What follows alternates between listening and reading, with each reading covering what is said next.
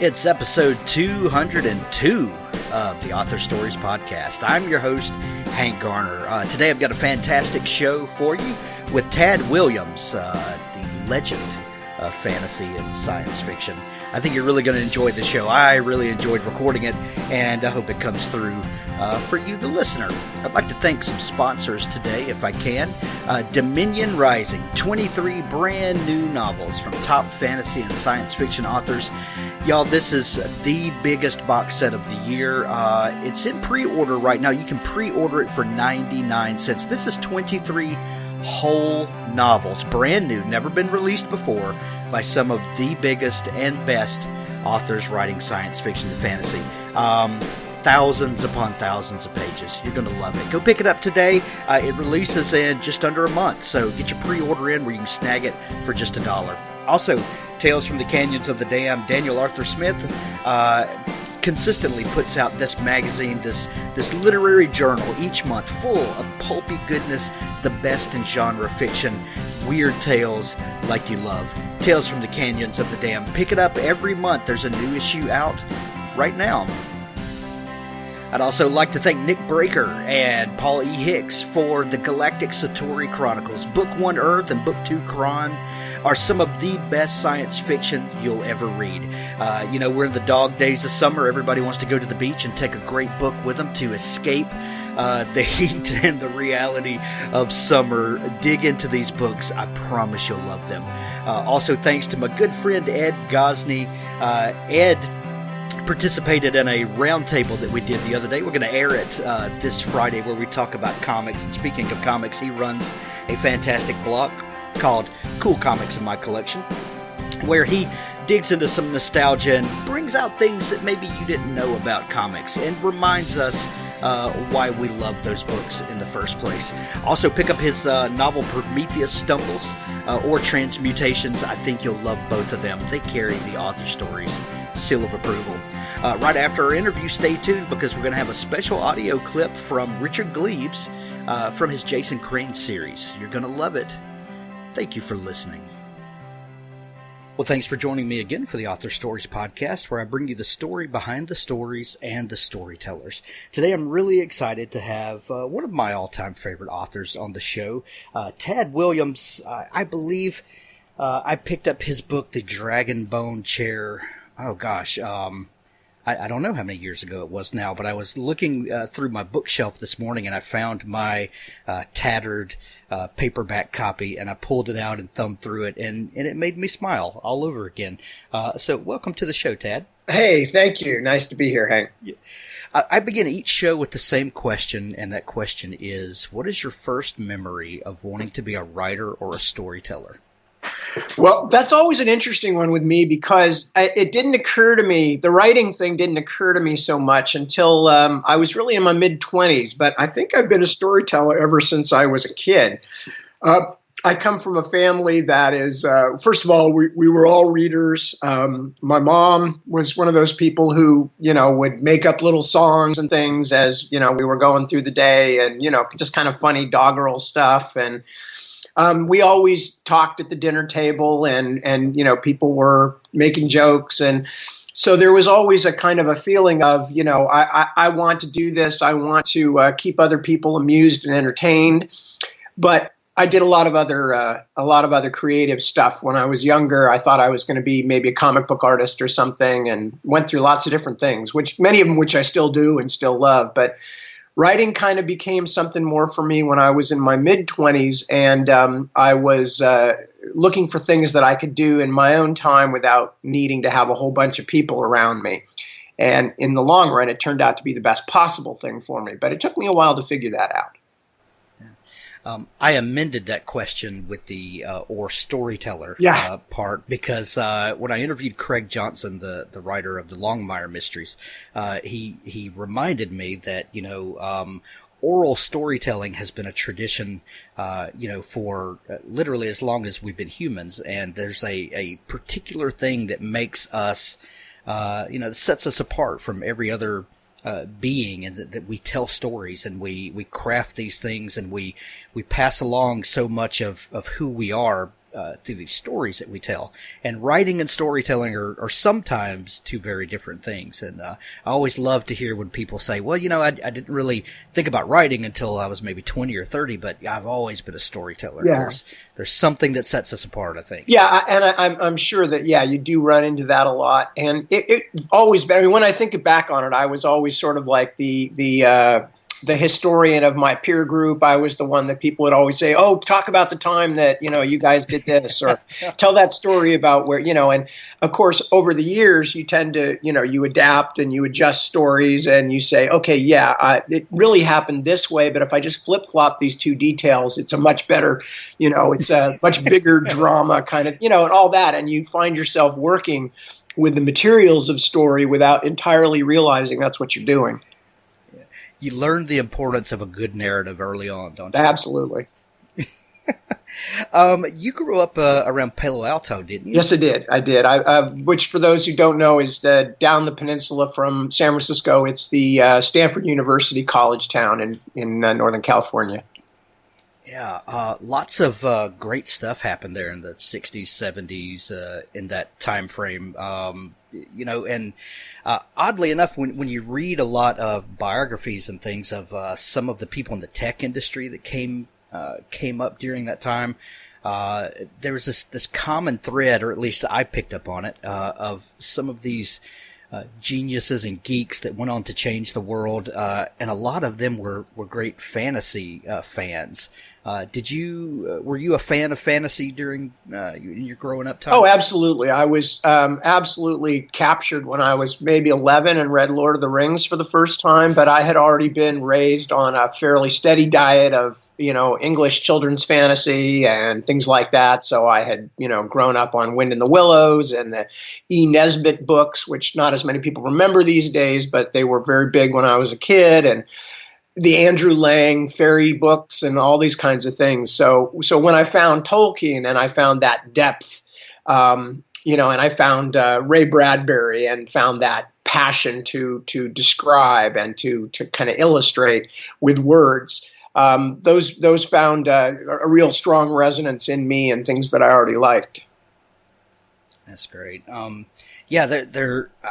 There's something about those stories that are just transcendent. You talk about the English children's fantasy, and those stories are hundreds of years old, and they still captivate our children and still grab our attention and get our imaginations. I wonder what it is about those that still hold sway over us today. Well, pretty much. I mean, you can look at basically the entire canon of Western literature, and if we're still talking about it today, and it's something that happened more than 100 years ago, the chances are that it does transcend the limitations of its time. I mean, we still read Dickens and we still read Jane Austen, and we will continue to read people like Tolkien in our field and others, because they are, above and beyond what the norm is. And they were capable of doing things that, kind of transcend the time that they were writing.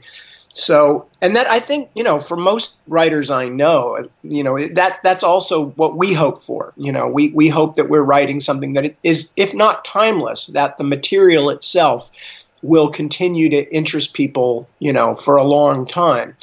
And, I think that is something that you can do in large part by trying to be honest about human beings and people, even if you're not literally writing about people always, but sometimes about other kinds of creatures.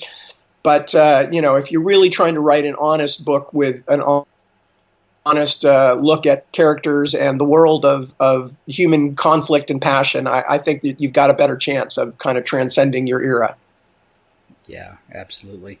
And I'd really like to get back to some of the tropes of fantasy and kind of how you got into writing that all in just a minute. But when I was refreshing myself on your bio a few minutes ago, I was looking down and you list all these great jobs that you did before you became a writer. And I kind of laughed at myself because, I think a lot of us have that experience where, the one thing I'm fascinated by is the journey that people take to get where they are. And sometimes it's very circuitous and sometimes, we have experiences that no one would have ever planned on. What were some of the oddest things that you did before you became a writer? Oh my God, the list is almost endless. But basically with me, one of the things was I made a very conscious decision when I was coming out of high school. Everybody else I knew, including everybody in my family, were all people who'd immediately gone on and pursued degrees. But I had all these kind of creative things I wanted to do, and I was more interested in concentrating on trying to make one or more of those work. So as a result, I wound up doing a lot of, you used the word great, I would put that very definitely in quotations.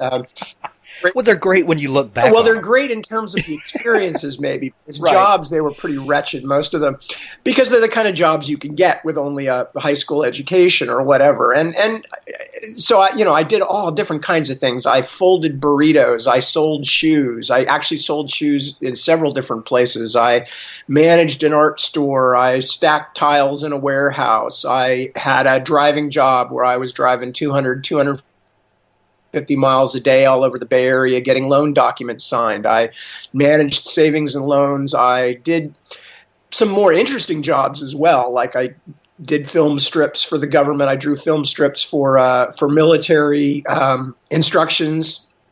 And I worked for Apple Computer for a few years, and so I did some interesting jobs as well. But they were kind of sandwiched in between a large number of fairly unrewarding experiences as far as the jobs themselves went. Now, I met people, including some who became great friends, and I learned a lot of things and saw people in some very odd circumstances that I'm sure have has contributed to how I write. But the thing itself was only going to be something I could look back on and smile if I'd managed to make it work and actually find, a way to make a living creatively. Otherwise, I would have just felt like, Jesus, I wish I'd gone to college and not had to do all that. So, but yeah, no, I think a lot of writers do that in part because we're not looking for a career. We're looking for a way to be storytellers or artists or whatever. And so our first, anything that kind of suggests like you're going to be doing this for the next 20 or 30 years is not what we're looking for. We're looking for something that we can do while we're doing other stuff. Yeah. Tell me about the rock band Idiot. Well, it probably we often called ourselves and still do the greatest band nobody ever heard of. We were. We were a bunch of teenagers in the suburbs, and like a lot of suburban teenagers, if we'd been living in the city, we would have been hanging out with the arts crowd and all that kind of stuff.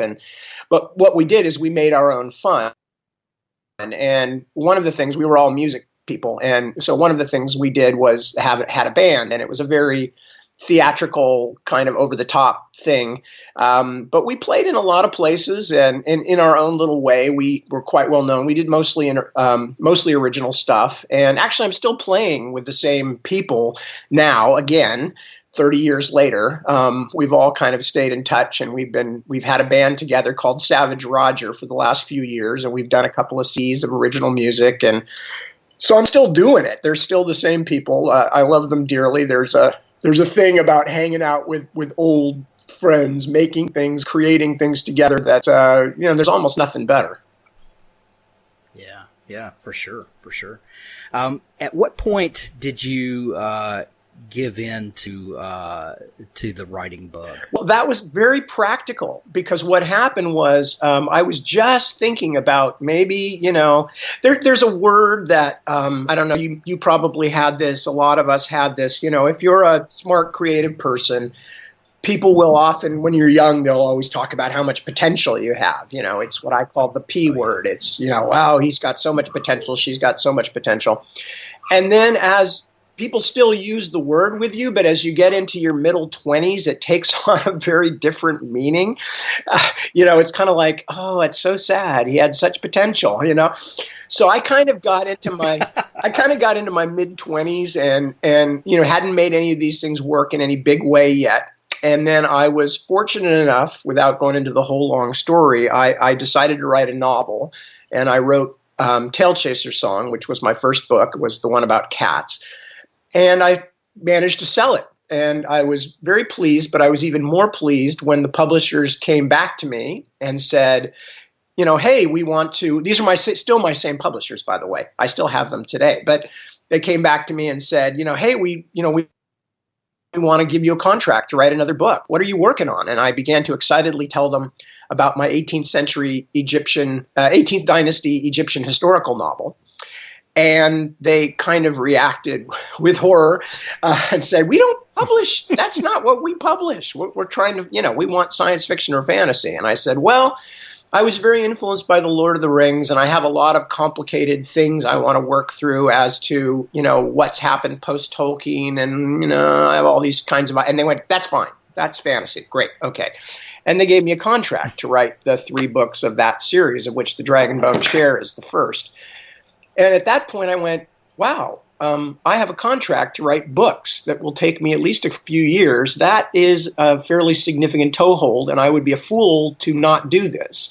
And so that was really the beginning of my writing career. Gotcha. For those that are not familiar, what was Tailchaser song about? Tailchaser song came about because I was living with cats for the first time, and I'd never lived with cats, and I completely was befuddled by this whole, dogs are really obvious. I'd been around a lot of dogs, and, dogs, what they want out of you is simple. They want food, they want affection, they worship you like a god. Cats, a little bit different. I couldn't figure it out. Here these animals are, and most of the time they look at you like like they're being asked to identify you out of a police lineup.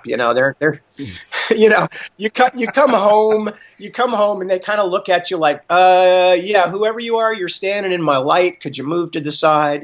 So I didn't quite get the whole cat thing, but my ex-wife, the person I was married to then, or was going to marry, had cats. And so I had this experience, and I started kind of making up little stories. This was before I thought about writing as a career. I was just making up little stories about cats and, what their folklore would be like and what their mythology of the universe would be like. And then maybe a year later, when I started to think about doing things that I could do in my own time and do in the middle of the night when I got home from my various jobs, I could maybe write a novel with that cat stuff, and so I wrote Tailchaser Song, which is a fantasy novel where most of the main characters are cats, but it's very much a fantasy novel, and there are a lot of the sort of tropes of fantasy in it, and I was very lucky. I sold it, and it sold well, and for a lot of people, it's still their favorite book by me, and, so that was kind of the springboard. I love that you said that you were living with cats for the first time, as if they took you in and allowed you to share space. Well, with they them. Sure acted that way. There was no pretense that the humans were in charge, And I actually have one sitting on my lap right now. We have dogs and cats and children, just to make things exciting. So I have one sitting on my lap right now, and every now and then, as we're talking, he reaches up and sticks a claw into my chest just to remind me he's there and I should be petting him. So. Oh, that's fantastic. You said that you were talking with your publisher, Daw, I'm assuming, and you said that you wanted to work through kind of what post-Tolkien was and is. Kind of what were your thoughts about that? It seems like that Tolkien, it was obviously before my time. I was born in 1971, so I always grew up with Tolkien. But it seems like that Lord of the Rings was a bit of a slow burn and kind of crescendoed in the 60s and 70s. And, but then there was this vacuum in that, people wanted to be Tolkien but nothing really kind of measured up. And then, you got all these different branches and factions in fantasy. Kind of what was your lay of the land when you wanted to strike out and kind of figure out where fantasy was after that point? Well, I'll try and make it the fairly short version, because this is something I can talk about for like literally an hour, but don't worry, I won't. The thing about Tolkien... Take your time. I love Tolkien. I love the depth of his world building. I loved the passion of his work. But what I saw, as you mentioned, the Tolkien, I think they were actually published first in 1953, but the books really kind of became a cultural touchstone in the 60s. And by the 70s, there was an actual market. And of course, that's the other side of a subgenre or a genre. Part of it is the literary substance of it, but another part of it is what the market wants and what audiences will buy. So by the time the sort of mid-70s came along, there was a very powerful wave of post-Tolkien fantasy going on, which was basically, I think, not cynical, but I think it was a lot of writers who sort of wanted there to be more Lord of the Rings type stuff. And so many of them wrote it themselves. And I had nothing against that. I know I've been a writer long enough to know how hard it is to write and, what kind of stuff you have to bring up out of yourself and how hard you have to work. So no criticism to any of the other writers at the time, but I had frustrations because I felt as a, Tolkienophile, I felt that there was a real miscomprehension of what Tolkien was doing. And just as a couple of illustrations real quickly, one of the things about The Lord of the Rings that gave it such power for me was that it clearly was written from the author's heart. Tolkien himself was a devout Catholic. He was also a bit of a neophobe. He did not like a lot of the changes the modern world had brought to Oxford, where he was a professor. And, he never reconciled to motor cars or to electric lights. He lived with them, but he always felt that they sort of, kind of spoiled things.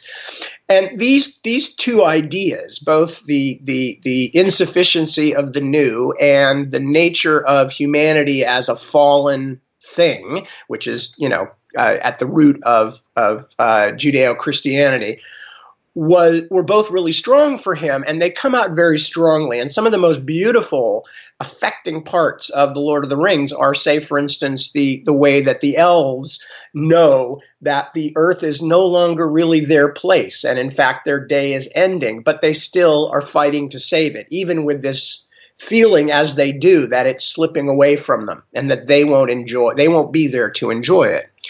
And this is, among other things, this is very much, I think, out of Tolkien's kind of Catholic upbringing, that, the world is fallen, that better times existed in the past, but they're no longer true.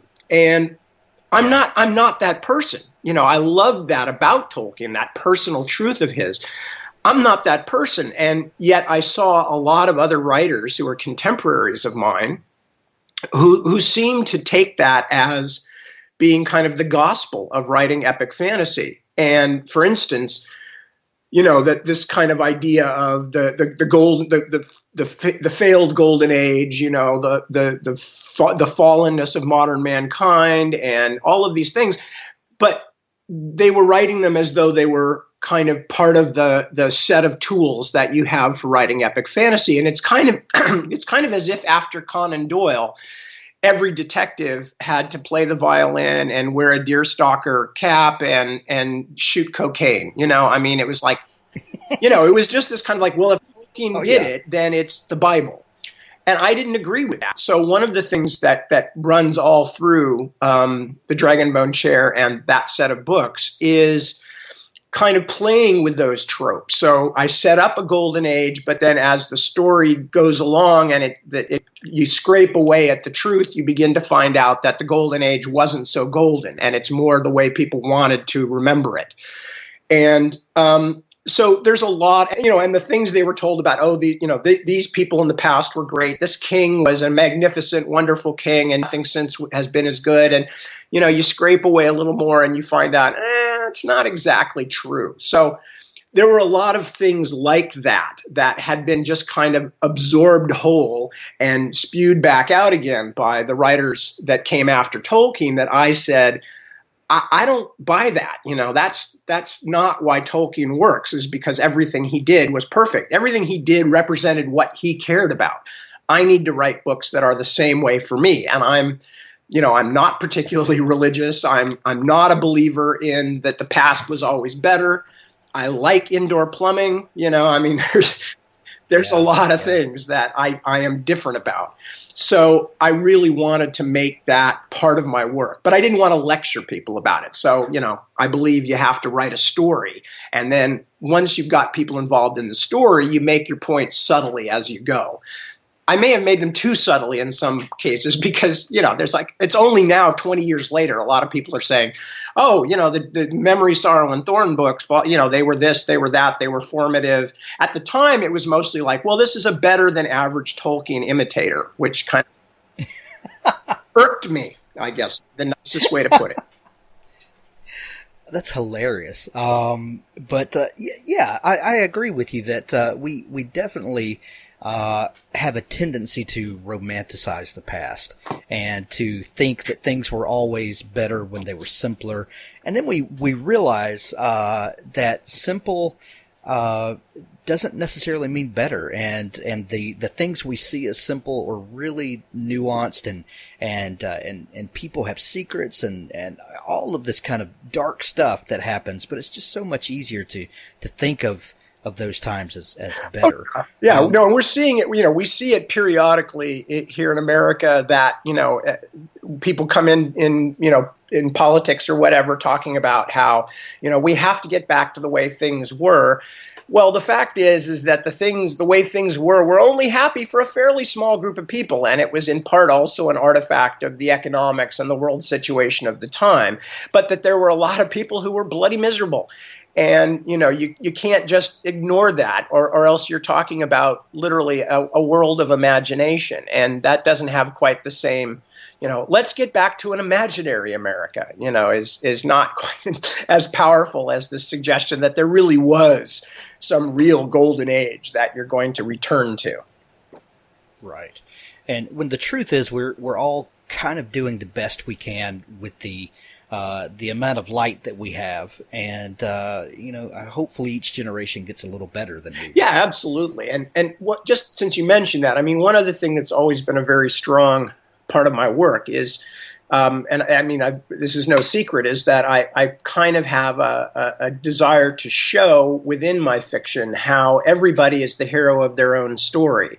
So even if, to me, in the story I'm telling, a character is comparatively minor and will only be around for a little while and whatever, but in the real world, as we all know, nobody feels that way. Or if they do, I feel very sorry for them. Most people, are at the center of their own story. And similarly, even most bad people, even most people that you and I would agree, absolutely, these people are scum, they're murderers, they're whatever. Even most bad people think in some level that they're in the right, either that, they are owed the revenge they're taking against the world, or that they're making a better world for their own people, or, whatever it is. We may think you're crazy. We may think, no way you can do that and call yourself a good guy. But people do. So I also have that thing. And that was a problem with a lot of the post-70s Tolkien stuff also. He was, again, working from a fairly religious viewpoint. But I'm not sure I believe in ultimate and absolute evil. What I do believe in is that we can talk ourselves into horrible evil by convincing ourselves that, we're in the right somehow. Right. What was the reaction to the? You said that some folks said it was a better than average Tolkien imitator, but were people really picking up on the nuance and the sort of gray areas that you were writing in? I at the time, I don't remember a huge amount of that. Now, part of that was because traditionally in America, fantasy and science fiction have been kind of relegated to the back burners, to the, this is for the sort of damaged teenagers out there. This is this kind of crazy kiddie stuff. We have this very weird compartmentalized thing about fantasy and science fiction that not everybody else does. But I can give you actually a very good example of what happened. For instance, when I changed publishers in Germany before doing the Otherland books, I kind of had this thing where, previously before that, it was, even though these were, I thought, quite interesting and unusual books, it's because for those who don't know, it's a near future science fiction, but with a kind of an epic fantasy scale to it. A lot of it takes place in virtual worlds. So it's all kinds of different stuff happening, historical worlds, literary worlds, cartoon worlds, you name it. But because it was that kind of, science fiction fantasy stuff, in America, it was just treated as like, well, this is an interesting diversion, Whereas I got a new publisher in Germany who were a very literary publishing company, who still are a very literary publishing company. And other than my books, I think the only other stuff they were publishing at the time was J.R.R. Tolkien. That was the only other fantasy or science fiction they published. And they were, publishing like Nobel Prize winning poets and very deep books about the history of conflict and, very, very upscale stuff. So as soon as I got bought by them and the first Otherland book came out in Germany, all of a sudden I was treated as a kind of real writer, where I wasn't being reviewed as like, oh, somebody's written another adventure story for slightly stupid teens, but instead, oh, this is a book full of ideas. And I wound up getting articles in the German magazines like Der Spiegel that are equivalent to, say, Time and Newsweek, and I wound up with front page articles in the big newspapers and serious reviews by serious reviewers. And it's the same me, it's the same me writing the same books, but because the frame was changed, and all of a sudden it was like, well, a respectable literary publisher is publishing this, it must be worth looking at. All of a sudden people were looking at it to see what is it about this that is more than just an ordinary escapist fantasy. So I've had this experience in my own career, and I'm still considered a very mainstream writer in Germany, and I've had lots of things that came in the German-speaking world because of it, like a giant radio drama and all kinds of other things. So I'm not resentful about anything, but I am amused in a sense, kind of darkly amused, how different a writer you can be simply by the frame or the perspective that you're put into. Because, it was the same writing that, was being reviewed in America as like pretty interesting science fiction, but it's really long. And, I'm not sure I'm going to finish the whole thing. But, and in Germany, they're talking about, Williams discusses the future of human communication and, looks at the nuances of how people will present themselves in a future without bodies. And I mean, all this incredibly it sounded interesting to me, and I wrote it. So, it really is kind of humbling in a sense that, you realize it's all down to how people are presented with what you're doing in the first place, or not all of it, but a lot of it. Yeah. Where did the idea for that series, the Otherland series, come from? Well, when I first started writing it, I had this whole true story about how I'd been listening to an interview with, I blanked on his name, first name Norman, I think. He wrote the book called The River Runs Through It that was made into a movie with Brad Pitt and a bunch of other people, and it's about, this family living in a valley in Montana, I believe. But he was talking about rivers as metaphors, and it got me thinking as I was driving about, not just rivers as metaphors, but what if you had a river that really literally was a metaphor? It didn't exist. It was only an idea. And that became the transition device for this story, where the thing that linked all these virtual worlds together was this particular river. So you could be sailing along it and go from ancient Troy to Alice's Wonderland, and they're right next to each other because they're virtual. There is no physical space. So that was kind of how I started it. But then years later, I was giving a talk in Poland or France or Germany or somewhere, and I'm explaining that story. I'm telling them the, quote, origin, unquote, of Otherland. And I suddenly realized as I'm standing there, wait, no, that was not the first time this idea became important to me. It was when I was like 6 years old, and I went to Disneyland and went on the Fantasyland boat ride. And if any of you out there have been to Germany, if any of you out there have been to Disneyland or probably Disney World as well, there's, this ride they used to have, and I think still do, which is mostly for little kids. And, you have like Snow White with a microphone, and you're going along this tiny little shallow river in a boat, and there's these little miniature versions of these little kind of places on the bank. So you'll go past, oh, there's Toad Hall, Snow White would say, or, look over there at Sleeping Beauty's castle or whatever. And they're all tiny, tiny. And I suddenly realized as I was standing there on that stage, oh my God, no, that affected me so deeply when I was a kid, that idea of just being able to step from story to story, that more than anything else was the underpinnings of Otherland. And so I kind of embarrassedly explained it all to the people in front of me, who probably thought I was having an aneurysm or something, because I just suddenly stopped in the middle of an answer and went, oh my God. So that was really it. It was that idea of being able to travel without traveling to these phenomenal, fascinating places, many of which had been obsessions of my childhood. It's a sort of a twist on the portal fantasy. Yeah. You did another book that was sort of a portal fantasy, The War of the Flowers, right, which is a standalone book, which is unique in this day and age. The most publishers want a series that they can sell, and that sort of thing. Oh, by the way, that was Norman MacLean. Thank you, Norman MacLean. The River Runs. Yeah. It was on the tip of my tongue, too. It just came to. Otherland is, but there's this great twist on the portal fantasy in that, like you said, it blends these great fantasy tropes with science fiction and the future, and I love it. It's one of my favorite series.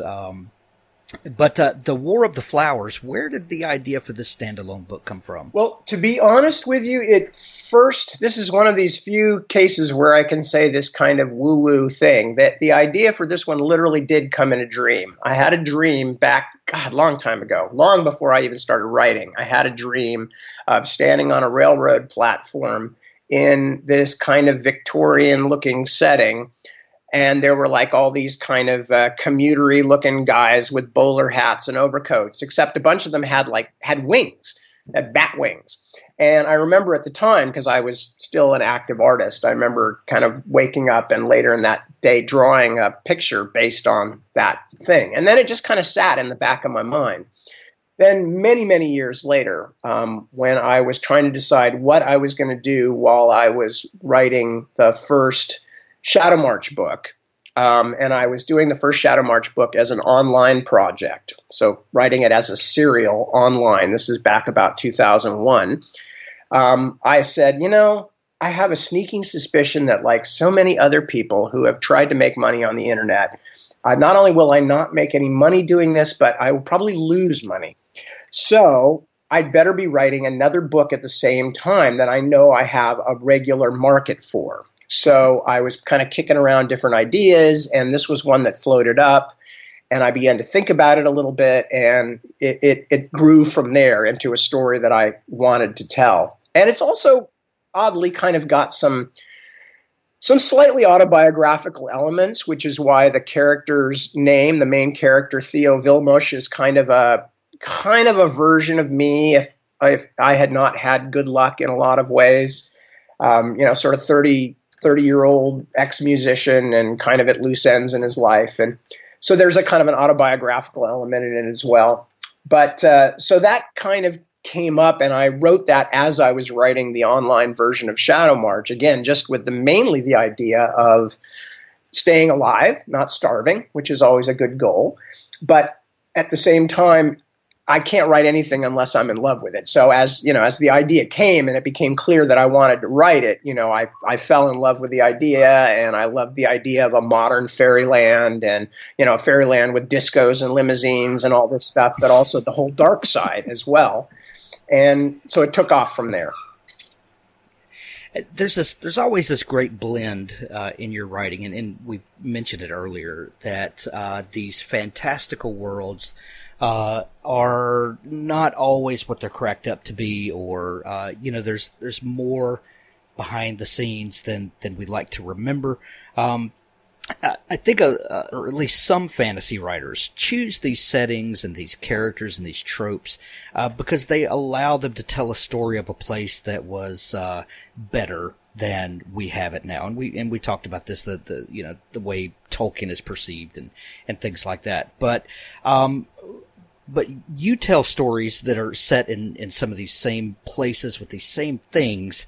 What is it about going back to these simpler times, simpler places, simpler maybe types of characters, but still telling these more complicated and complex stories? Like, what would you say to people who think fantasy should be more simple because the times are simpler? Well, I think anybody who thinks that either fantasy or historical fiction should be simpler because the times are simpler doesn't really understand much about human beings, to be quite frank. And I don't say that in a mean way. I mean that the human brain is an incredibly complicated thing, and it has not just changed in the last 500 or 600 years. Our technology has changed. Our extensions of ourselves into the world have changed now that we can communicate across the globe in a second. You and I are talking right now, staring at screens on our computers.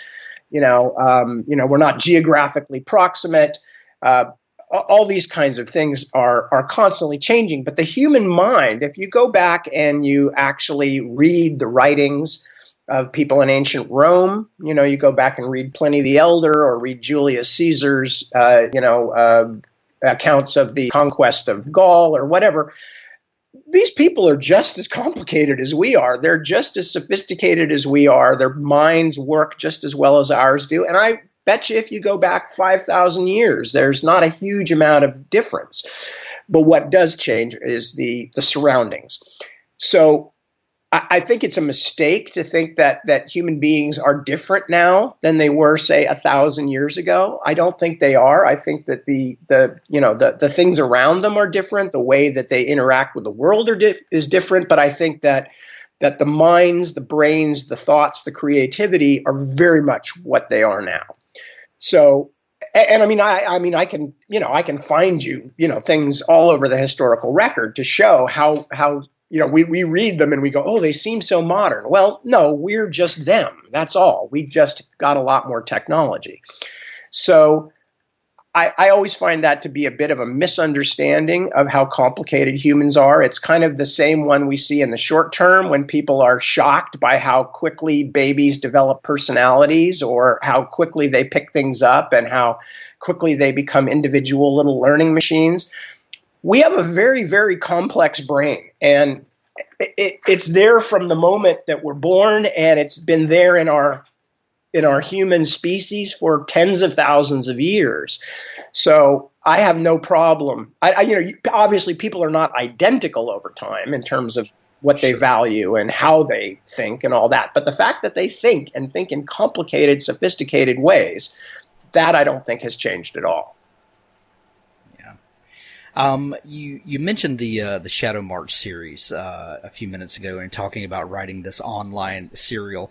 So obviously that didn't play out maybe the way that you originally planned for it to do, because that series became published and I've got couple of the volumes on my shelf right now, so I know that didn't only exist as an online serial. Right. But talking about the internet and how things change, what have you seen, and what do you think will happen in the near future with publishing and the way that technology is changing? And do you see the way we read books and consume entertainment like that? Do you see that changing? I think it is changing already. I mean, I look at both of my kids, 3 now because we adopted one too, but I look at, the kids that I've been raising all my adult life, or at least for the last 20 years or so, and they seem to have a slightly different approach. Now, they're very good readers. Their reading comprehension is excellent. They do read books, but they get so much of their entertainment and information from different sources than just books. Now, I happen to think books are one of the best forms because they're very interactive. They force the reader to engage with the material, to create pictures in their own head, to, apply their own perceptions and interpretations. So I don't think that will ever go away. But I do see more and more that it will be folded into other forms of expression. So you will see, kind of more storytelling using visual means and other things. And that said, I hope also that you will see more interactive forms of storytelling where, just as in games where you can have some input, I'd like to have stories where you can have a huge amount of input and where you can really kind of make the story your own by following certain directions and then going back a month later and rereading it and following different directions and making it a different story. As far as the actual kind of where the rubber meets the road part of publishing, it's been very interesting because it really kind of, the fulcrum point has kind of been right in the middle of my career. So I started in the normal kind of bricks and mortar part of the publishing world. And, but I've seen it change during right mid-career for me. And we're certainly doing more self-publishing and self-organizing and self-publicizing than we used to. And I suspect in the future, whatever form of storytelling, there's going to be less of this sort of the old vertical model where, you have a publisher and they basically handle everything and you hand them the manuscript and they do everything from, the literal physical making of the book to the distribution, but also the editing and the art direction and, the marketing and all these things as it used to be when I started out. And I suspect that was all very geographical. That was based on an old paradigm where everything had to be close to each other. And that's why most of the big publishers were in New York, because they had bicycle messengers and they had the printers and the typesetters and all, the warehouse space and all of this stuff for shipping. But that's no longer going to be so important. So I think more and more what we will see is making books and making stories will become kind of not so much a collaborative process in the sense of that everybody gets equal input, but more in the sense of, when a writer has a story, they will be able to go out and find, a little editing subgroup that they've worked with before that they trust. And then they'll be able to find, a publishing entity that will, decide whether they want to work with them and, help them get it to market. And then they'll have a little marketing sub-entity. And these people and groups may be scattered all over the globe, depending on what they do. So there will be much more in the way of kind of ad hoc collaborations of groups to bring this stuff out. So that's the main thing that I see changing. But as I said also at the beginning, I think there's also going to be more attention given to forms of storytelling that are not just writing, but that are combinations of writing and sound and music and pictures and all kinds of things like that. And probably will become easier for individuals like me to engage in.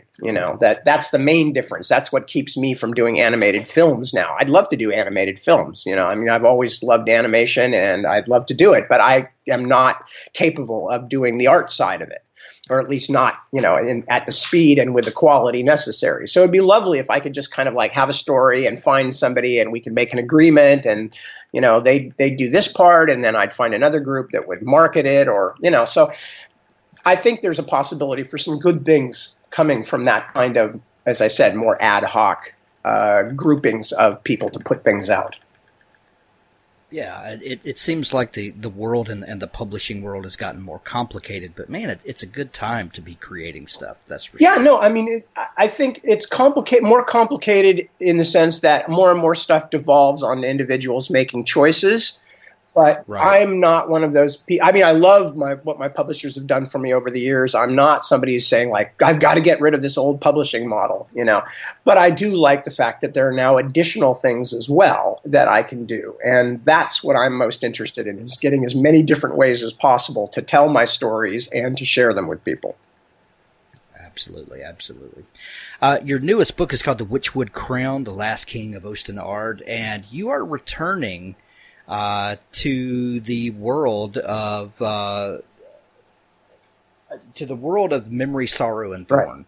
Right. What brought you back around to this world again? Well, it's actually slightly amusing. It's especially amusing in that it makes me look like an idiot. So I always enjoy stories like that. And there's lots of them. But what happened is people have been asking me for years if I was ever going to do a sequel to anything I've already written. The animal lovers always wanted to know if I was going to do another Tailchaser song. The people who fell in love with the Memory, Sorrow, and Thorn books wanted to know if I was going to return to Osten Ard. And that was always a particularly steady drumbeat because in the original story, there's a couple of twins are born to two of the main characters at near the very end of the story, and there is a prophecy that is given by somebody about what will happen to these twins. Now, many people who read the books assumed kind of like, ho, ho, ho, Tad, we see through you. You're setting up the sequel. Well, in fact, and I think I pretty well proved it by now, I never had that intention. What I was trying to do was to show that this was not a world where once this current story ended, that everything was going to go back to normal and never be magical or interesting again. I wanted the feeling of, yes, this is a world where things like this happen. But I had no intention of writing it. And my publishers for years would go, what about the twins? What about the twins? When are you going to write about the twins? And I was always like, mainly, and here's where the slightly complicated bit was, I feel very strongly that I have to have a story. I must have a story. And if a story does not come to me, I cannot simply say, well, I'm going to write an Osten Ard book or an Otherland book or anything, because that's not how it works. The story comes and I can, figure out where that story takes place. And in the past, I hadn't had anything that had hit me really strongly that took place in any of the worlds I'd already created. So I did not want to simply franchise. I didn't want to open a McDonald's in terms of storytelling and go like, well, I'm just going to write something based in this world because it's popular. So anyway, my wife, who is now a writer but was originally my British publisher, Deborah Beale, my wife is a bit more practical than I am. So a couple of years ago, she was asking me, well, why exactly can't you come up with a story, because there's a lot of goodwill towards Osten Ard. We still get hundreds and hundreds of mail and emails and, mentions and tweets on Twitter and blah, blah, blah. And I was kind of saying to her, well, it's not that simple. I just can't just make up a story from scratch. The story has to come out of something inside me that fascinates me. So she was sort of dubious about that claim. And we ended the conversation. But that night I was lying in bed kind of feeling irritated that I had not been believed, So I'm coming up with reasons, right? I'm going like, okay, what Deb doesn't understand is blah, blah, blah, blah, blah. I'm listing these things in my head. And one of the things that I said is also, I wrote those books almost 30 years ago. Now, I did actually start them more than 30 years ago now. And I'm a completely different person than I was then. That's 30 years. I was married to another person. Since then, I'd been through a divorce. I moved to England. I've gotten married again. I had kids, moved back to California. All these things have happened to change me. Plus, just the process of aging 30 years. And, so how could I just go back and write the same story as, something else set in this place as though I was the same person? And then a moment later, the question kind of seeped up from underneath. It's like, yeah, and the characters, I wonder what it would be like for them to have gone through like 30 years of life, instead of just leaving it at happily ever after. What happens if we go back to those people and the same amount of time has passed for them that's passed for me? And that was the beginning. That kind of started me thinking about how the world would have changed, how the characters would have changed, what the characters who were young at the end of the first books would be like now in their middle age. The middle-aged ones would be old or even dead, some of them, that there'd be new generations coming along. And from that, the sparks of the story began to smolder. And without going into detail about that really is where it came from, was me trying to refute my wife, who was suggesting that I was being too offhand about saying I couldn't write another Osten Ard book. So, like I said, it makes me look like an idiot, but I can. But we all get that from time to time, and usually it's our wife that brings. Strange how that happens, isn't it? Strange how that happens. Most of the best marriages for us men are when we marry people who are willing to point out that we're idiots. Exactly. You're absolutely right. Well, I just picked up my copy of the Witchwood Crown. I'm going to start digging into it this weekend. One last thing before I let you go.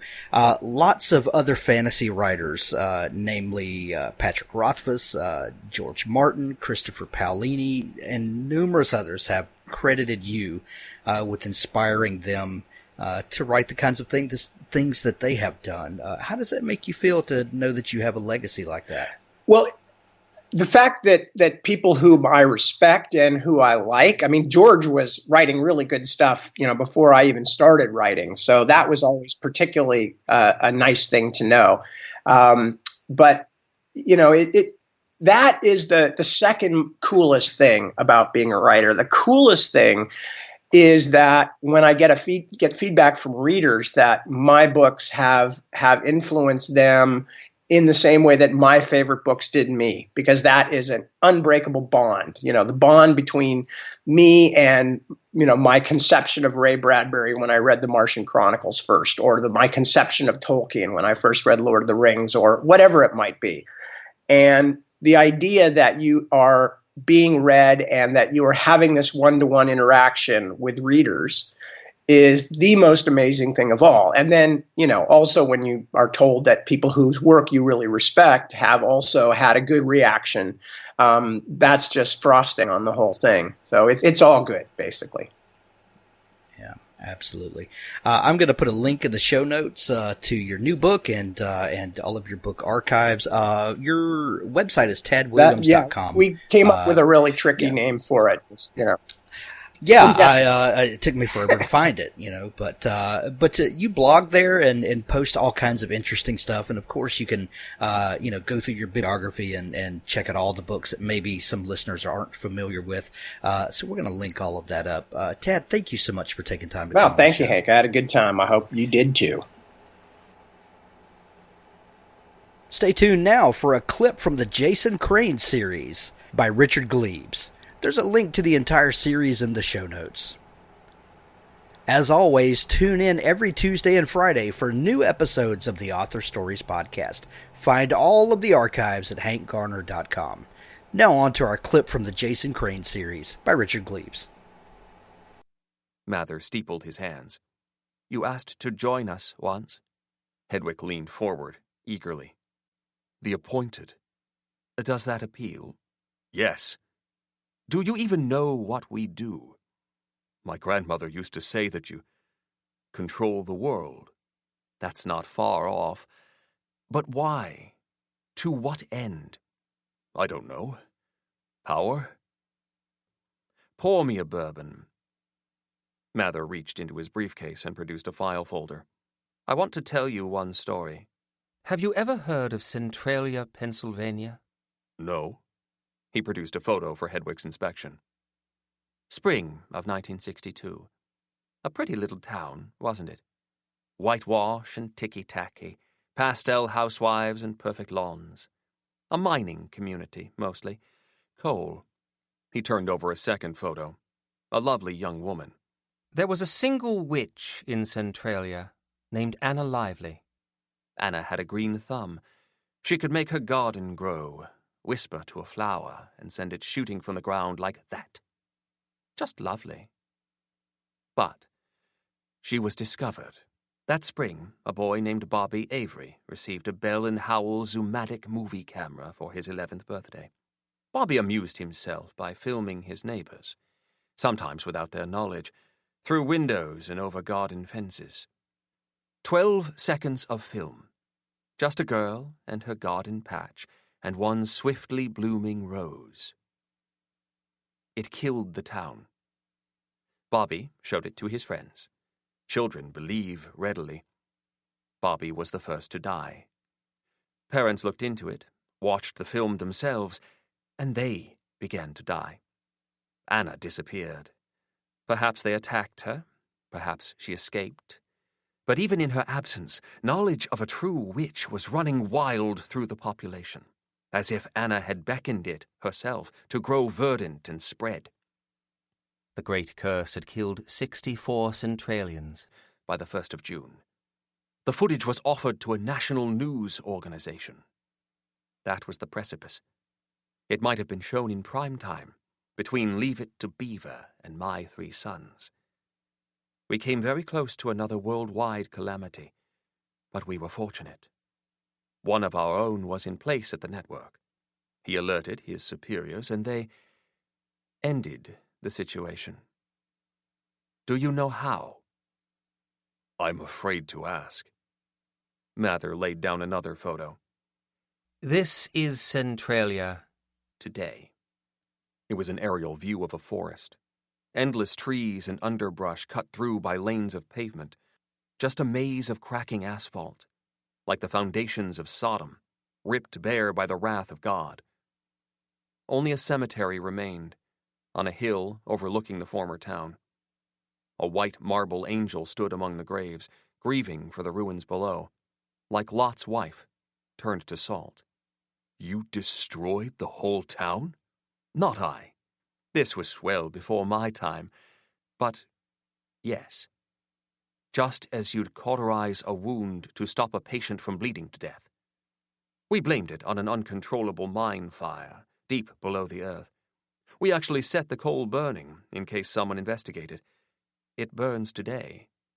Touch any of those streets and you'll find them hot, the asphalt melting as if the town sat just above perdition.